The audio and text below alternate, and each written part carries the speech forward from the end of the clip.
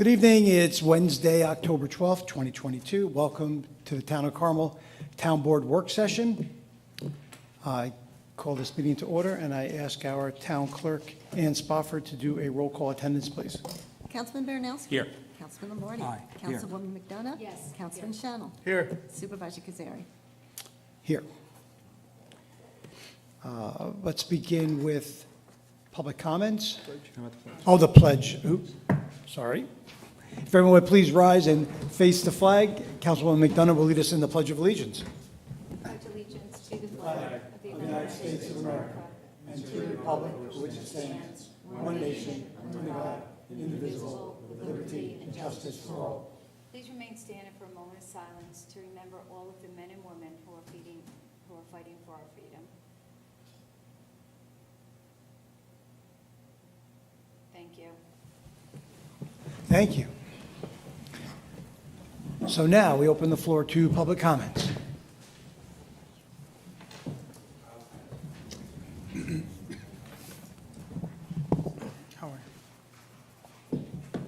Hi, everybody. Charlie Melchner Jr., Mahopac Marina.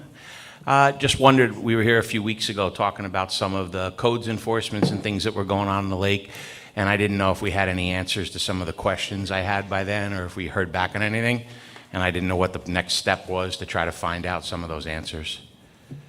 Yeah, so we haven't heard anything back from the planning board, but it's in their court now. They are going to go through it methodically, and they are going to report back to us in writing, right? In writing? Yep. Yeah, they'll give us a report in writing with their recommendations and things that they perhaps think should be changed, and then that'll be for the board to deliberate and decide on. When we have that report would be public?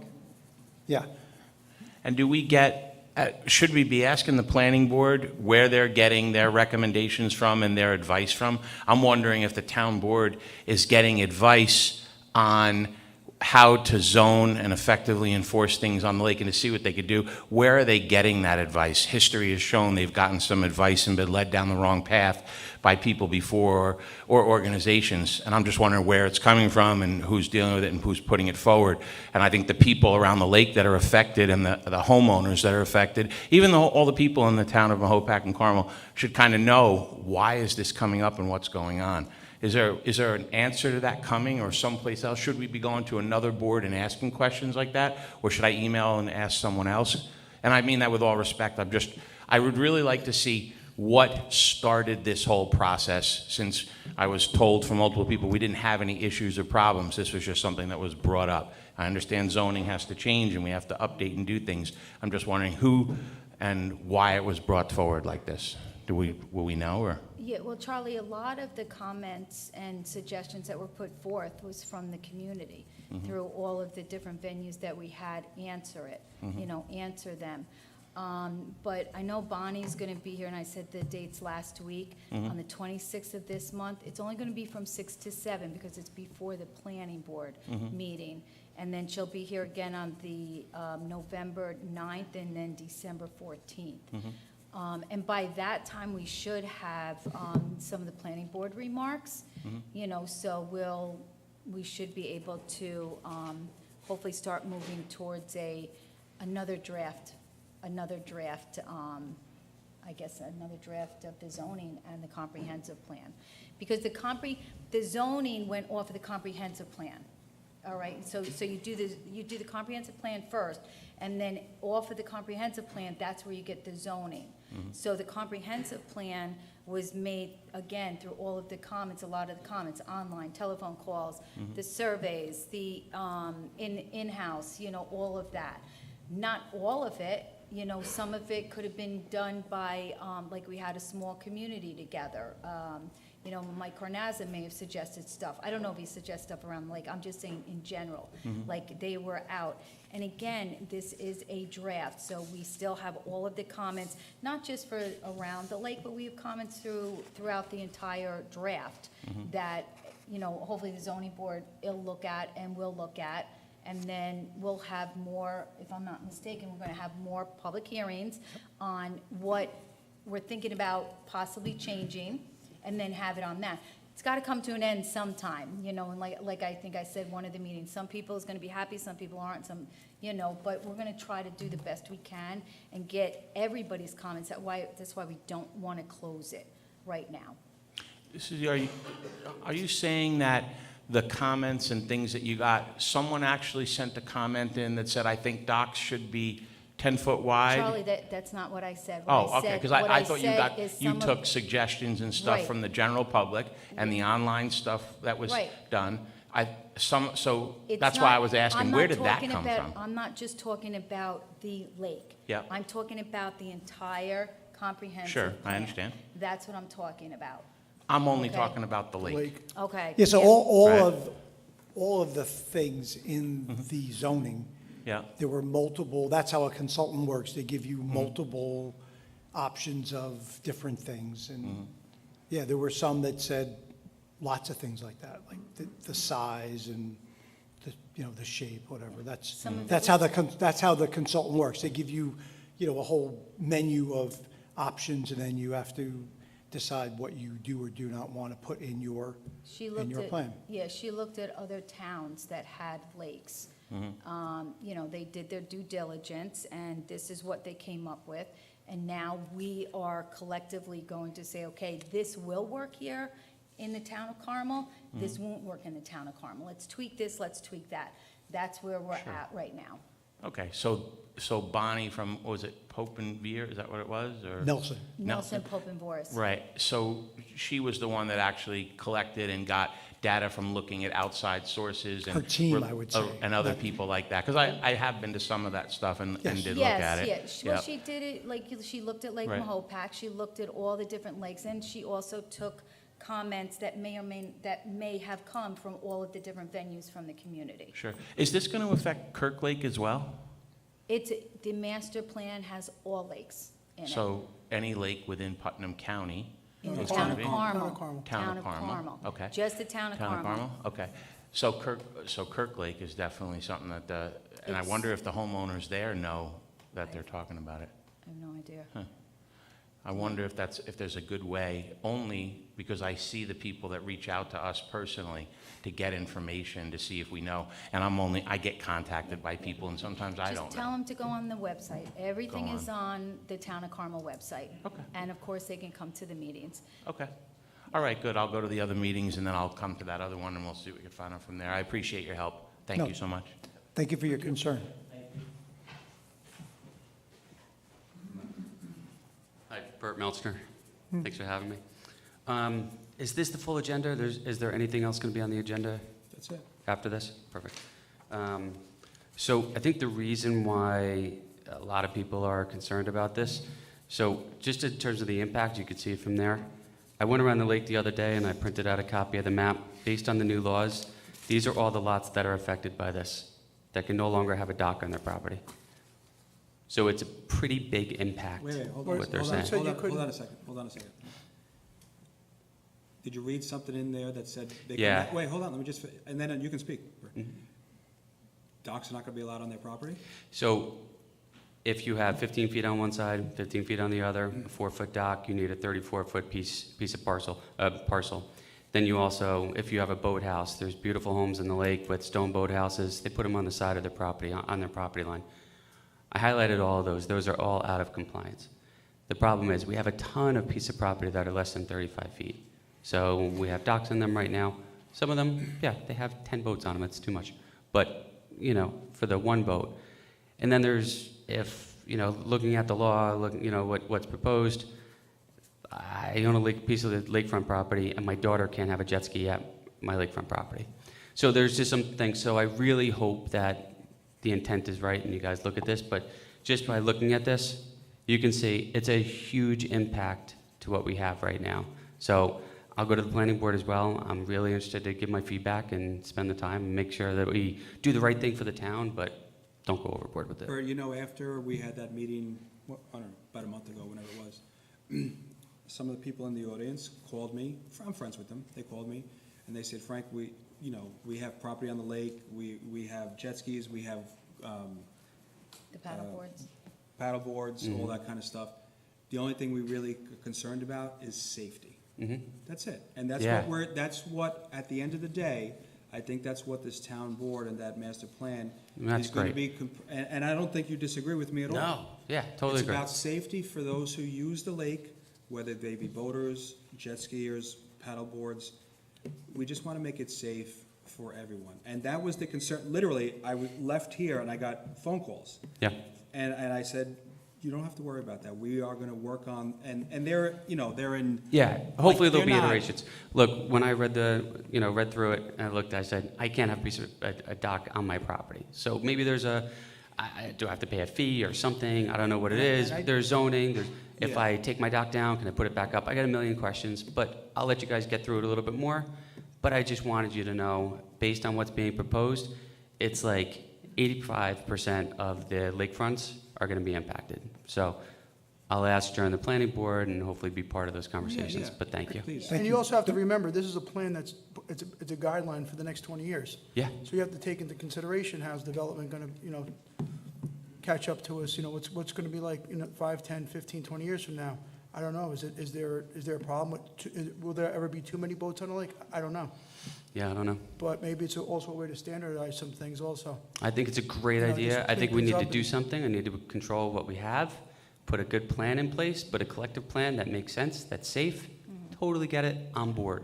But I think it's It's important to know the impact of what's being proposed right now. There's somewhere in between. Yeah, well balanced, thank you. Yeah, Thank you.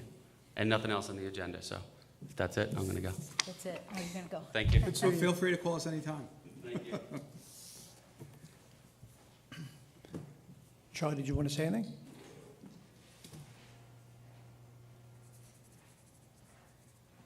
So there was a wonderful article. Hi, my name is Charlie Melchner, Mahopac resident for a long time. Thank you for all your hard work. There was an article in the newspaper last week about our town planner. What a great article it was about all the hard work we're all doing, trying to get our town working as great as we can. Mr. Carey, I think is his name. Cleary. What a great article. Cleary.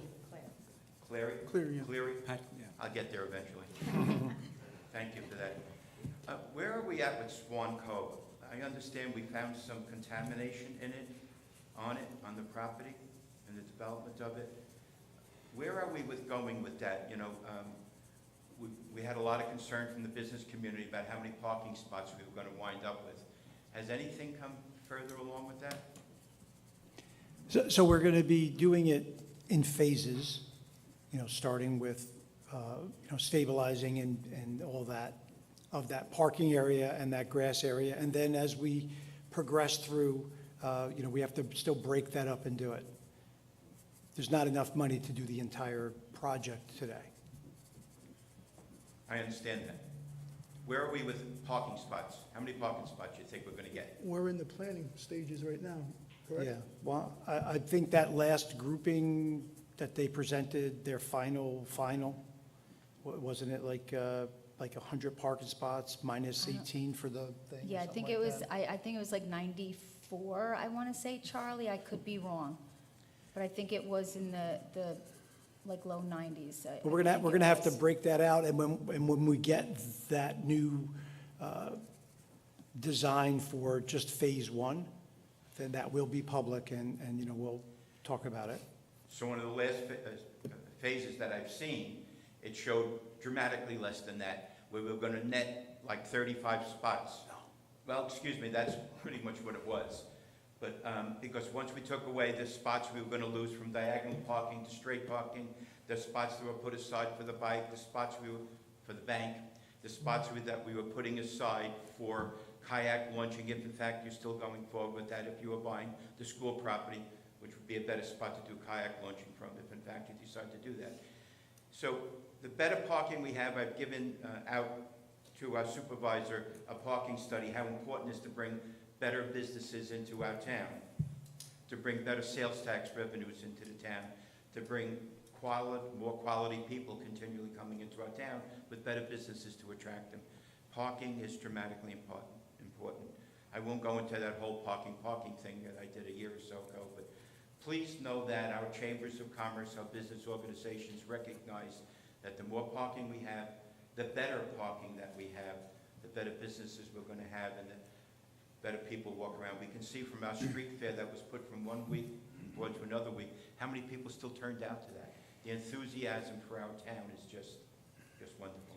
Thank you for all your I think And Charlie, we're not gonna, convenience is also I think a factor in it. It's a convenient location, people don't have to walk far to get into the downtown business area, so it's a good place for parking.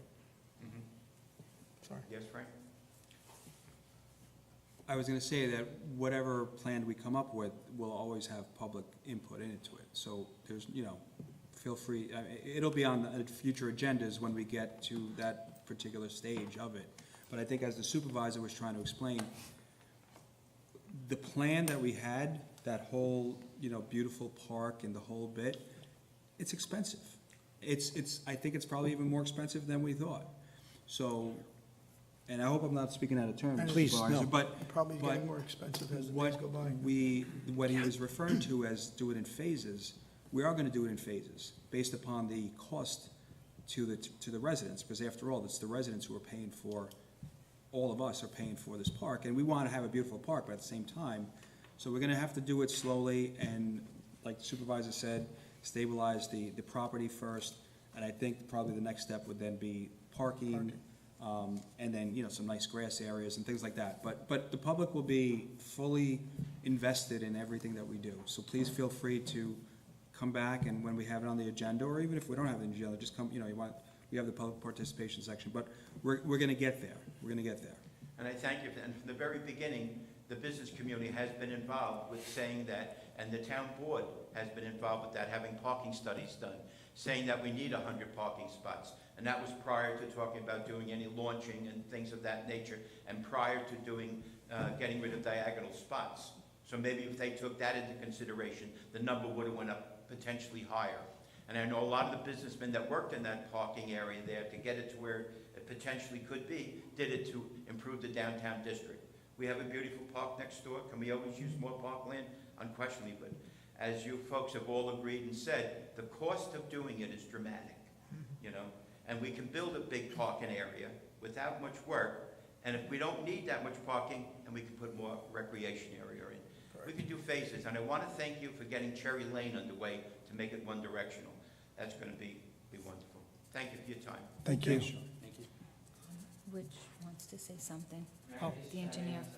Oh, yeah. Welcome back. I just want to remind the board and caution Mr. Melchner and anybody else who's interested in parking, yeah, that's the importance of this project. It's a downtown, it's a regulated downtown area by New York City DEP. We are limited in how much green versus gray space we can put there, so if there is existing gray space, we can convert that to parking. When we go and do this phasing and we talk to the consultants ultimately, we're going to maximize, at least that's what the board would want to do, those number of parking spaces. So, yeah, 100 was put on a drawing. I don't know if that's going to be the case. I can't speak to that because, again, it's not our driver. Our driver would be, if you're listening, 100 spots. Okay, great. It may be 80. It may be 90. I don't know that number because it's driven by the DEP, because we're in a designated downtown area, designated Main Street area. I apologize. So there's a limit to what we can do. If there was grassed area, it has to stay grassed. We could take that grassed area and move it 30 feet away and make it, another part of it paved, but that's what we have to do. So we just need to temper the expectations in the grand scheme of things, but it's a designated Main Street area from New York City DEP. We are beholden to their watershed rules and regulations with this, and we just need to be wary and cognizant of that, and that's what the consultants, when we bring them in, will do, and they'll maximize the effect of that parking for the businesses and maximize that green space as best as possible. So I'm not trying to say we're not going to do it, but we're cautioning and tempering expectations on the grand scheme of things. I apologize for chiming in on that, but I just want to make sure, I know you get up here, Mr. Melchner, and I appreciate that, and you do great work, right? So, I know what you want, I know what Mr. McDonald wants, I know what you guys want, right? But our hands may be tied because of other regulatory agencies. Thank you, Rich. That's what I got for you. Thanks.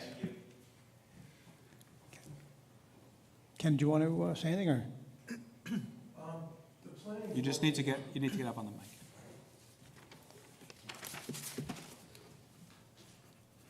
Ken McDonald. There's planning board and zoning board meetings with respect to the new zoning for the lake. Those we'll be notified of those in advance, and it will be open to the public so that people can discuss it. Yeah, those meetings are always No, open. No, they're not. It's They're not public hearings, but Yeah, they're public. they're open to the public, right. They're not going to be. No, no, they, It's- no. It's Yes, not a it's not a public public hearing, so unless it's really on their agenda, they're not going to, I don't know how they, I don't actually know how they work or not, but, They can Yeah. only be in public. but it's, right, it's not a public hearing like we have here, Kenny, so you guys may not be able to, is that how it works? But you can give They'll be written, discussing it, but we won't be able to put Comment. any input in at that Correct. time. but you Correct. can in writing. At the meeting. There's submissions they want to consider, that's entirely different. There's no open dialogue unless it's a designated public hearing in that particular setup is not. But when it So- comes back here, of course, we'll have, the public hearing on this is still open, so you can feel free. Yeah. So their decisions will be based upon their. They're not No. decisions, they're recommendations. No, no. It's not an application. It's been referred to them as the board has to, this board has to for report and recommendation. They'll discuss it, they'll come up with whatever the contents of their report and their recommendations for what they've been presented with are, and then that'll be sent back to the town board, and you're to consider it in furtherance of amendment and prior to adoption of the plan, and then the public input in that regard. Okay, I'm just saying that those are not, it's not an application, so there's no designated public hearing on it, where the people get up and speak, that's all. But you So can they're send any entitled to be there, comments. and they're going to discuss it in public. But you can send your comments to the board, and we will forward them if you say, can you tell the planning board these comments? They've gotten all the comments that we've gotten, we've gotten emails from the business this people and point. from residents. They've gotten all those, but if you give me something in writing, I will make sure that they get it, or you can give it right to the planning board. Okay, thank you. And then, like I said before, Bonnie's going to be here on the 26th from 6 to 7, the 9th and the 14th, the 9th of November and the 14th of December. She may be able to answer some of the questions as to what was the thinking behind some of these things. Because she's the consultant, she is very well versed from page 1 to page, God knows what, 300 and something. So that's where you may have a better understanding of what drove that, or what drove the draft for it, like you were asking before. Okay? Okay, thank you. Thank you.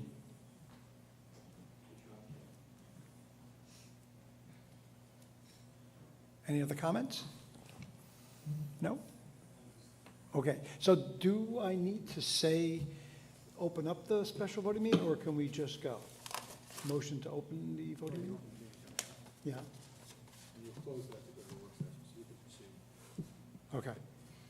So moving on to the first item, it's a resolution making negative determination under New York State Environmental Quality Review, SEQA.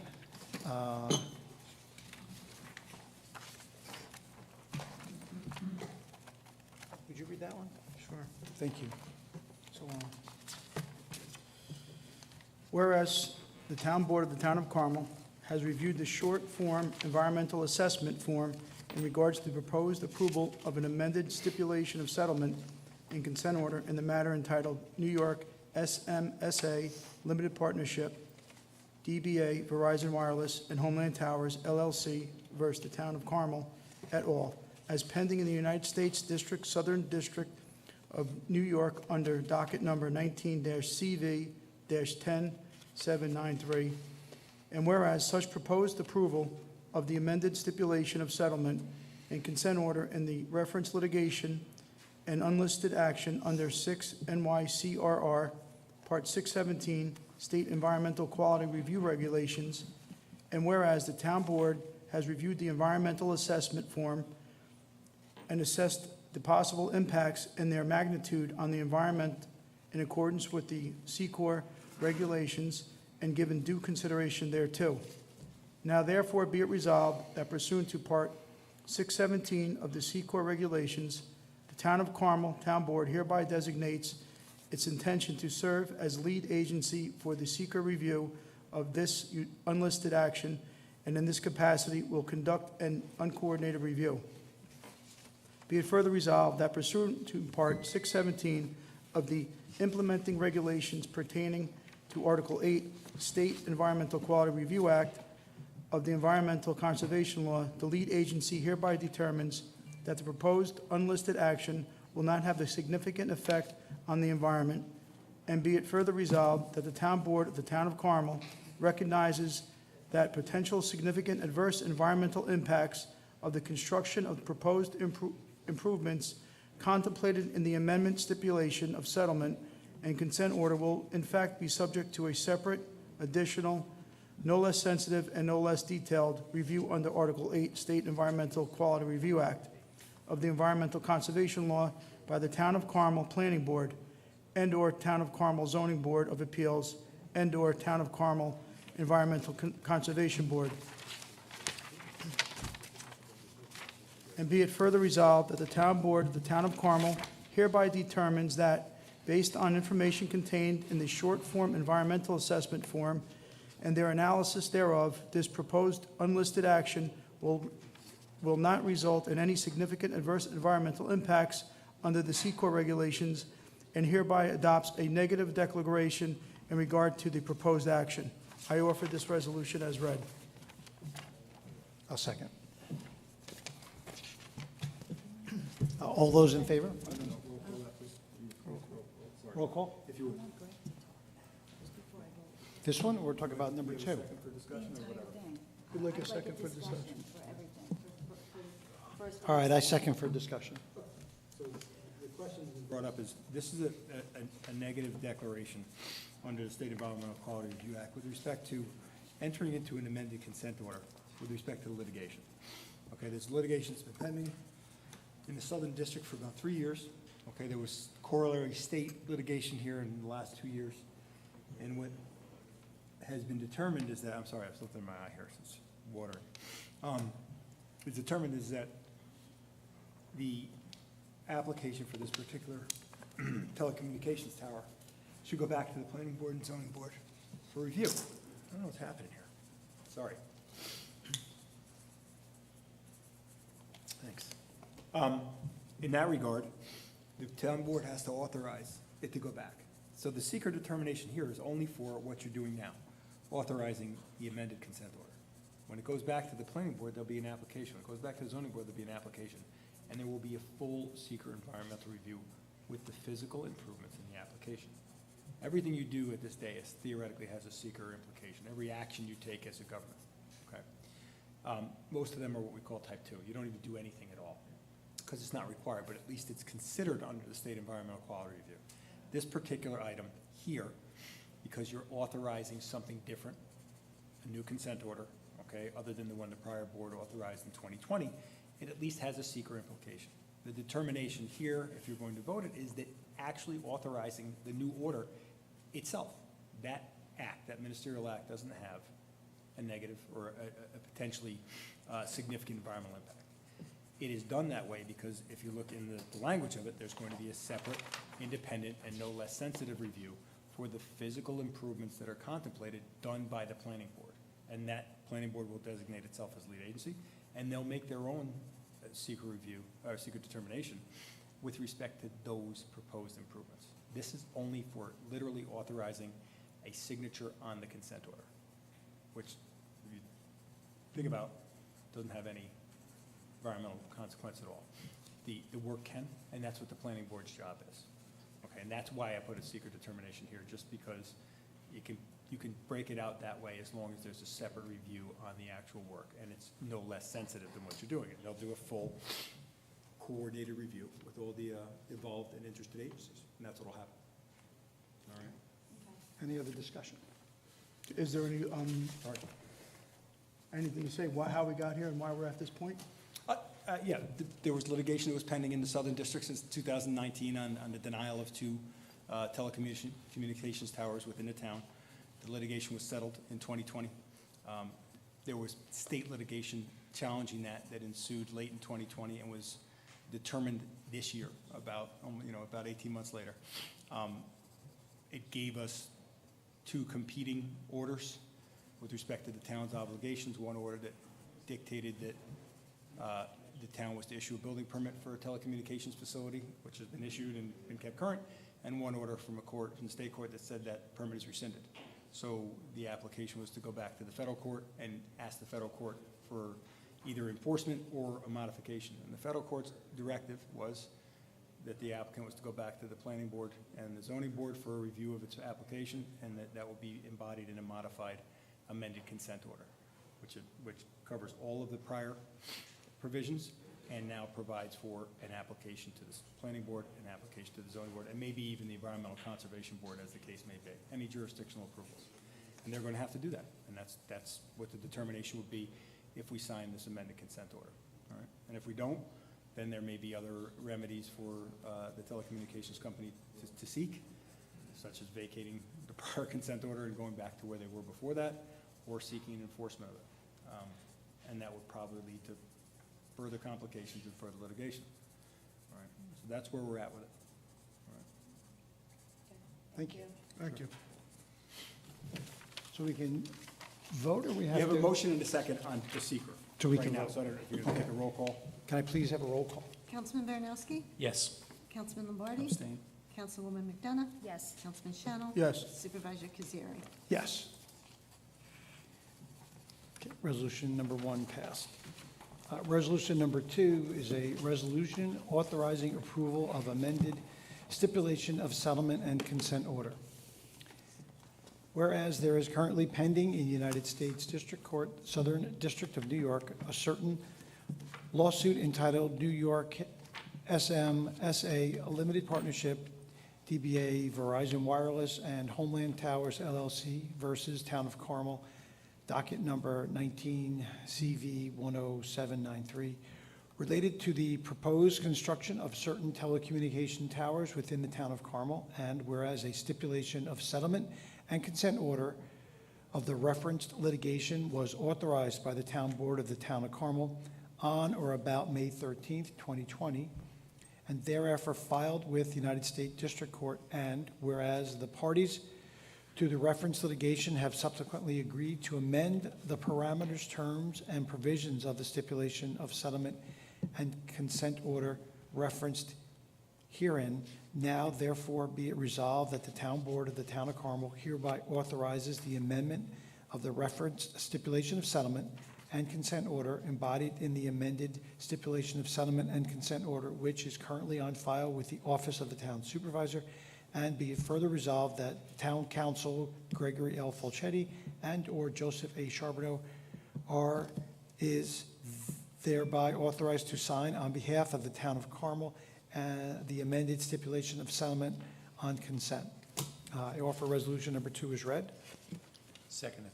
Seconded by Baranowski. Can we have another roll call, please? Councilman Baranowski? Yes. Councilman Lombardi? Abstain.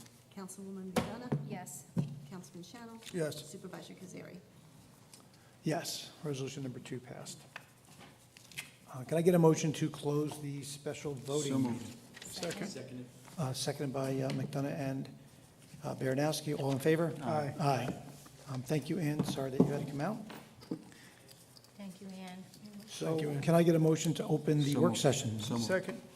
All in favor? Aye. Aye. Okay, so now we open our work session. We have 9 items on here. The first item, everybody review the town board minutes from September 21st and October 5th. They were sent by the town clerk, Dan Yes. Spofford, to us. Yes. Okay, so the first item is Lake Cassee Park District Advisory Board, consider request to approve their fall newsletter and authorize distribution. The Lake Cassee Park District sent this to us. It's on the website. It looks pretty good. Anybody have any comments? No, They always do such a beautifully great done. job. Very Susie, nice. right, beautifully done. Thank you to the committee for to the advisory board for their hard work. And it is a really nice newsletter. Yes. Very good. Thank you. The And the second, cost of that, Mr. Supervisor, is borne directly by the Park District, Park yes. District. Yes. And we, as the commissioners of the Park District, have to authorize them to spend the postage Yes. on that. The second item is from our town controller, Mary Ann Maxwell.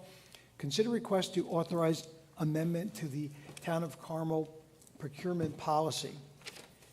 We had a retirement, Lieutenant Stephen Kunz, and he was subsequently replaced by Sergeant Michael Bodo, who is now Lieutenant Bodo.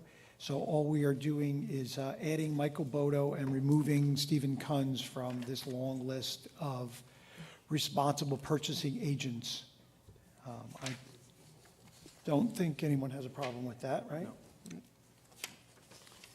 Chief, the third item is you, sir. Our third item is Police Chief Anthony Hoffman, Special Operations Truck Project.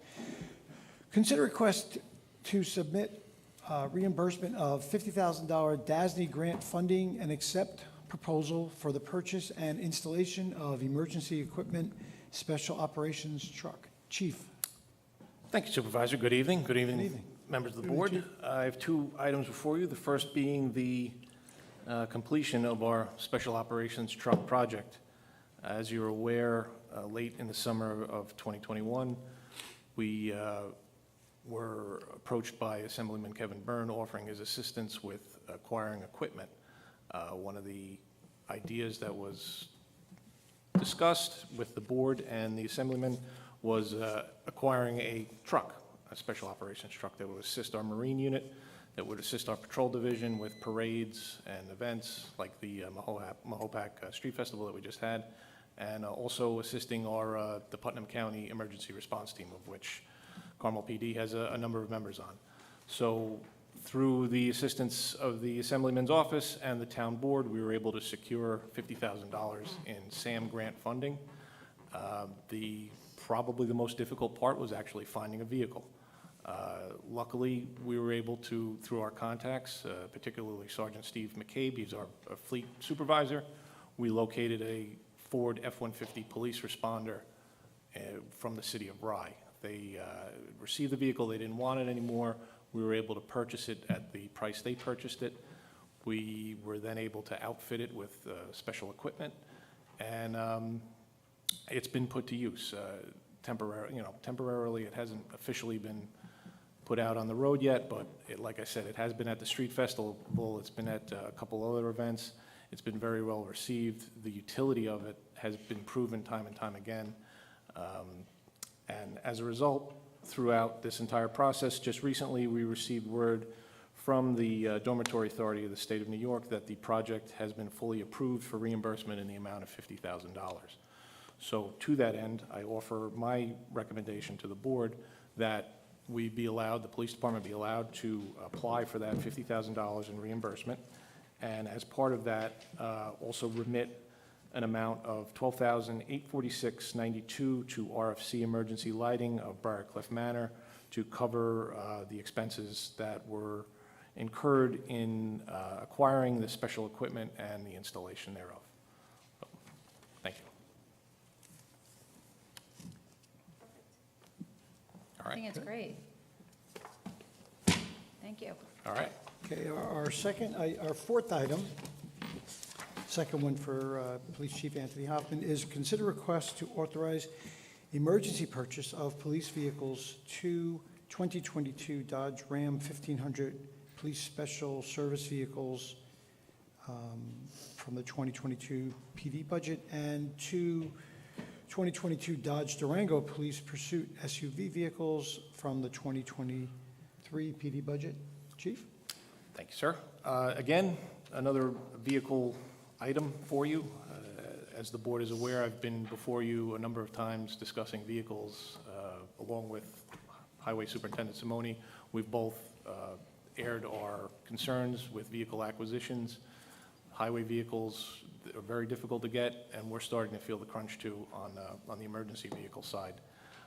Going into September, we were anticipating receiving two Ford utility hybrids to add to the two that we just introduced that are being well received.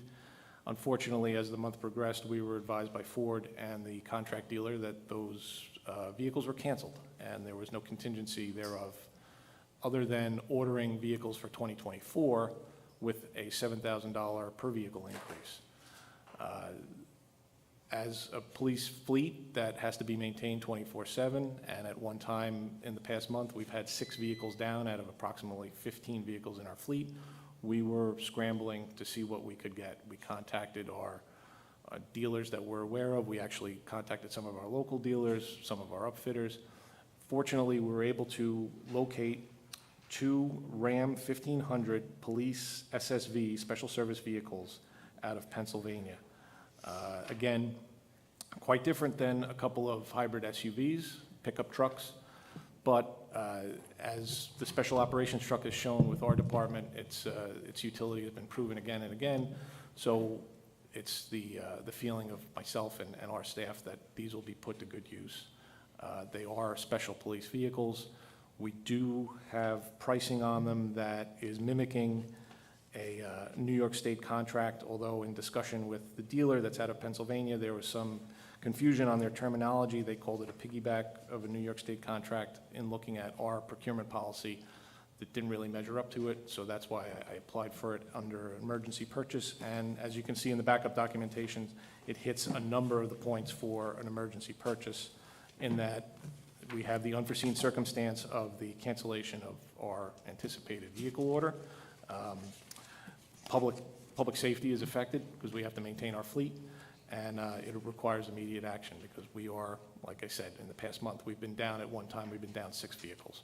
So I recommend that we make a purchase on the 2022 police vehicle budget line for these 2 Ram 1500 police special service vehicles at a total of $84,742 to New Holland Auto Group of New Holland, Pennsylvania. So, continuing on, in anticipation of a bleak outlook for vehicle acquisition for 2023, and not wanting to be in the same position next year or worse, we submitted what is what's called a New York State mini bid request for vehicles. It's something that we've done a number of times in the past. This time looking for specifically for SUVs, just like the ones that we had canceled. Fortunately, we were able to get a positive response from Robert Green Auto and Truck of Monticello, a dealer that we've dealt with a number of times in the past, and we've had good quality vehicles from.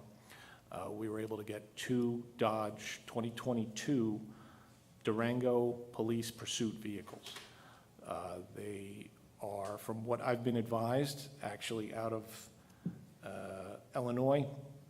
Dodge is reworking their police vehicles, and we might not be able to get Durango. They're definitely eliminating the Charger vehicles, so the sedans, everyone's going to SUVs. They're reworking the Durango vehicles so that acquisition of those might be difficult. So in order to make sure that we have enough vehicles for next year, I feel that we should be grabbing these vehicles that will be available to us by the end of November, and that will be at an amount of, I'll get you the total amount, will be $82,042.98. That will be on the 2023 budget, and in the interim, in the slack time between the time the budget is approved and the time that the vehicles are available. They are built. We don't have to order them. We don't have to wait. We're not run the risk of having them canceled like we did before. So we will be able to hopefully purchase them on the 2023 CPD vehicle budget. Thank you. And there's other people that want them, and we want to lock Yes. that in. Luckily, because we had the mini bid and Robert Green responded to the mini bid, we kind of locked in these 2 vehicles. So they are ours to turn down if we don't want them or we decide we don't need them. But I recommend that we get them because, you know, bird in the hand is worth 2 in the bush. We got these vehicles here now. We should act on them because we don't know what we're going to face down the line. Quick question, the 2 Ram 1500s, are they going on patrol or are they used for special? Right now, we're going to have a need for at least 1 admin vehicle. Lieutenant Dearman's vehicle needs replacement. We are down 1 vehicle in the detective division, so they could be used for those purposes, or they could be, one of them could be used for, could be marked for patrol. We're not exactly sure yet. We have to see, we have to talk with the mechanic and Sergeant McCabe to see exactly how we're going to allocate them in our fleet. And how big are the cabs? It's a crew cab, it's a full crew cab. So you could put a cage in if it Yes, needed? yes, Okay. you could. There was a concern about the height as far as putting a suspect or someone in the back seat.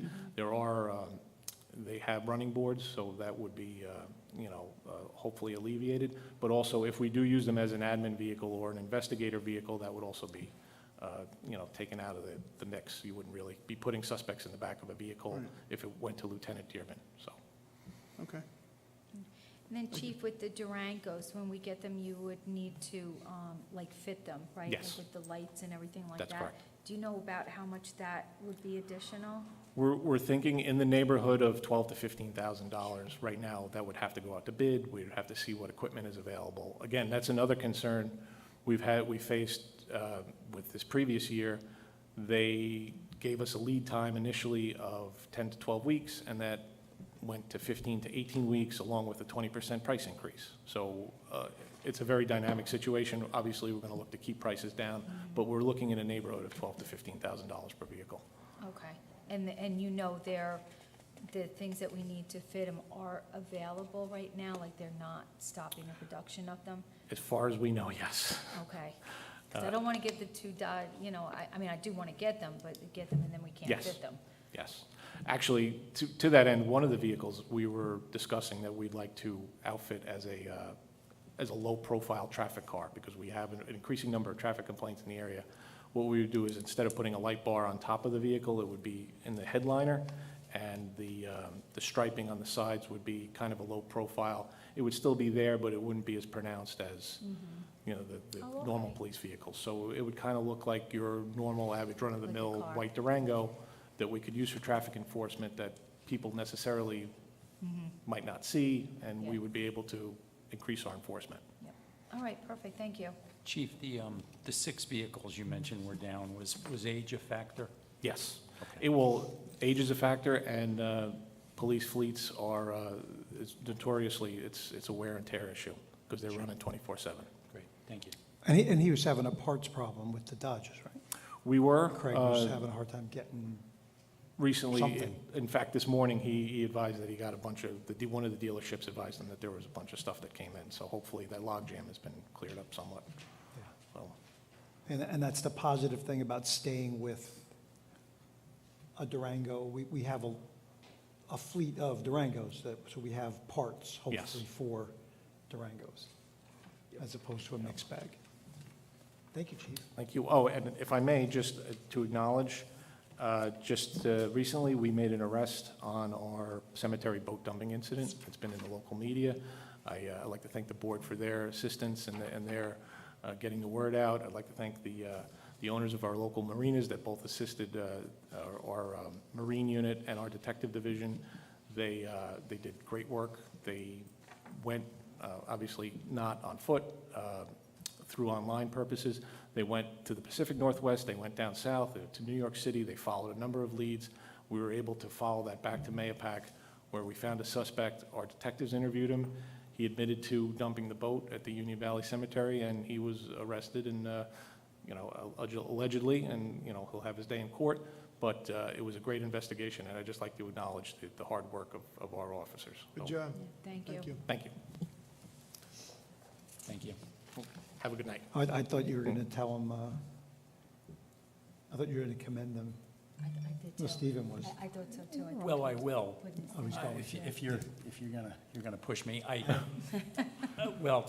first, obviously, great detective work. And, the part that's really important to me here is that this sends a powerful message that when these kinds of things happen, we're gonna investigate them, to the best extent we can. And, we will bring the suspects to justice. So thank you.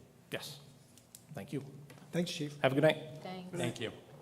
So the fifth item on our agenda is from our Highway Superintendent, Michael Simone.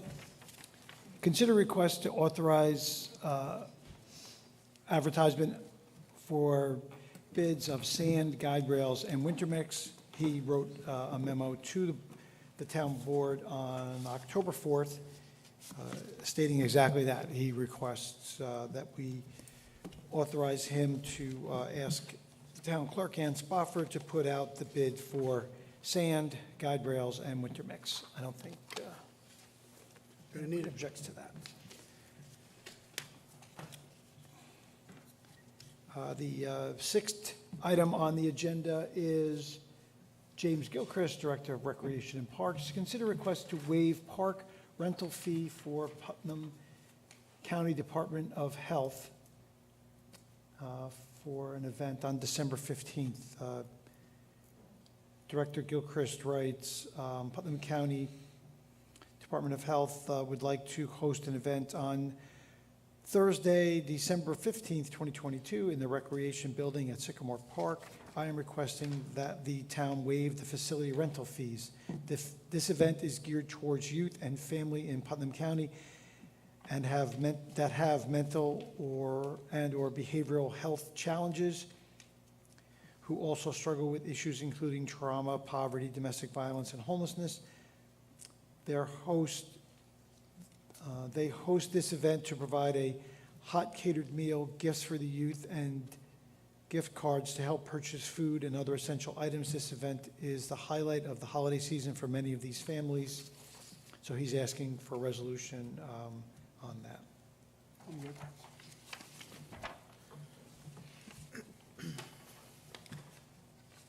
Richard Franzetti, PE Town Engineer. Item number 7, consider request to authorize renewal of maintenance agreement for maintenance services, Lake Cassie Park District. Sir? Good evening, everyone.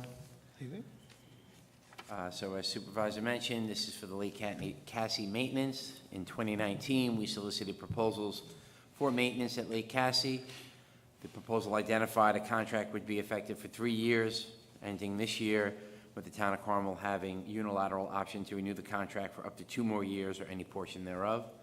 Terrence Kelly was the lowest responsible bidder, provided a copy of the memorandum from 2019 summarizing the initial proposal and the board resolution approving it. The cost for the maintenance for 2023 and 2024 is identified in that proposal at $13,500 for each year. Mr. Terrence Kelly has performed to the satisfaction of both the Lake Cassie Advisory Board and the engineering department. We've contacted Mr. Kelly to ascertain if he was still interested in continuing the service. He responded that he would like to renew the contract. Based on the above, or based on this, the engineering department recommends that this contract be renewed, and the cost of the service has been included in the 2023 budget. Yeah, Terry does Thank good you, work. Rich. Anybody? No. All good. All right. So then the 8th item on the agenda, again, Richard Franzetti, VE, Town Engineer. Consider request to lift the mandatory water restrictions for water districts 3, 7, and 12. As the board may recall, we had mandatory water restrictions put in place in the water districts 3, 7, and 12 in September. Both B&J, the operator of Carmel Water District 7, and Inframark, the operators of Carmel Water Districts 3 and 12, have advised the engineering department that water restrictions can't be lifted at this time as the systems are functioning normally. The department concurs with the assessment and recommends that the mandatory restrictions be withdrawn. Okay, thank you, Rich. Yep, all right, so then the last item on the work session is Richard Franzetti, PE Town Engineer. Renew and authorize the submission of the semi-annual MS4 report to New York State Department of Environmental Conservation. So as the board is aware, the town of Carmel is an MS4 community, and as such, we are required to develop and submit an annual report by June 1st of any given year, and a semi-annual report by December 1st of any given year under the New York State DEC general permit for stormwater discharges from MS4s.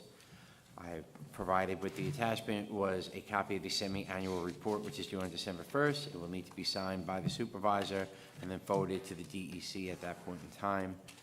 That's where we're at. It's something we do. I come to you twice a year with that, so it's a mandatory. It's mandated by the state. I apologize. So. Thank you. Thank you.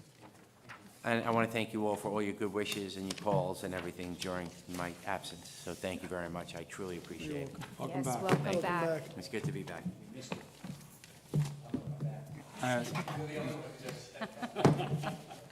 He speaks for himself. Yeah. He only speaks for one. One of five. Who? Yes, you are. You're a wonderful person. All right, so, town board comments and announcements. So just to reiterate about the planning board has the zoning and the master plan, and we're giving them, they were tasked with, to review that and come back to us with the report. 45 days is what we had given them. So we're, thankful to their hard work, and we're looking forward to their deliberations and their comments back to us. So rest easy, we have some good people working on it, and we will, come back to you with answers that you've been asking. Putnam County Hazardous Waste Drop-Off Day is this Saturday.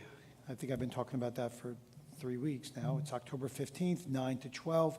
They have it at Fawnstock State Park, Canopus Beach Parking Lot, 1498 Route 301 in the town of Kent, and you have to pre-register by going to the county's website. And Amy Sage's organization, Community Cares, is having Drink for Pink on Thursday, October 20th at 6 p.m., appetizers, cash bar, and it's at Frankie and Augie's, and that's down in Jefferson Valley on 367 Hill Boulevard, down by the mall. And music by Two Guitars. It's a $25 donation suggested at the door. So that's everything that I have. Frank? Yeah, I just wanted to thank everyone who participated in this past weekend's street fair, which Mr. Melchner had just mentioned. It was a tremendously successful event, and I wanted to thank all the members of the street fair committee who've been working on this for the past 6 or 7 months to put on a great show for the town. And so thank you, everyone, and we look forward to doing it again in the spring up in the Hamlet, and again next fall, along with the Columbus Day Parade next year at this time. Secondly, usually at this time of year, I generally announce and participate in, we're going to have a food drive for a Thanksgiving food drive, which is going to be held at the Red Mills Convenience Shell Station. Miss Dawn Jedlicka was gracious enough to allow her facility to be used for that. So the drop-off is from 11 to 3 on November 5th. Any questions, they can speak to Ms. Jedlicka, myself, or Mary Ann Chaluzian, and we'll put a box here at Town Hall again for the collection. No, we're going to do it, and then the proceeds are going to go all to St. John's, to the food pantry. All right? Thanks. I just have, I guess, one thing to say. Myself and Councilwoman McDonough attended the recreation meeting, and we see that there's a big need for pickleball. We talked to some of the residents. We're going to try and either coordinate with the school districts, or one thought was possibly setting, renting one of those dome tents to find a place outdoors that we could use, maybe one of the tennis courts or basketball courts that aren't being used for the winter. Nice. I didn't realize it had such a big following. Guess we'll have to try it. Yeah, I guess you will. I just wanted to recognize and thank the, as Frank had alluded to, the Chamber of Commerce for putting on the street fair. What a great event. I sat there the whole afternoon at one table or another helping out, and, the weather was beautiful. People were very upbeat. There were a lot of children there, which I really recognized and thought was great. We had a first opportunity to show off our canine dog, and he, as you might expect, he attracted quite a crowd, and I would hope that, we'll continue to show him off, whenever we can. So anyway, thank you to the Chamber of Commerce. Yes, thank you. They did a great job. So before we adjourn, we're going to be going to executive session for settlement litigation and personnel issues with the 2023 budget. So can I get a motion to go to executive session? So moved. Second. All in favor? Aye. Aye. All right. Good night, Good night, everyone. see you on the 19th.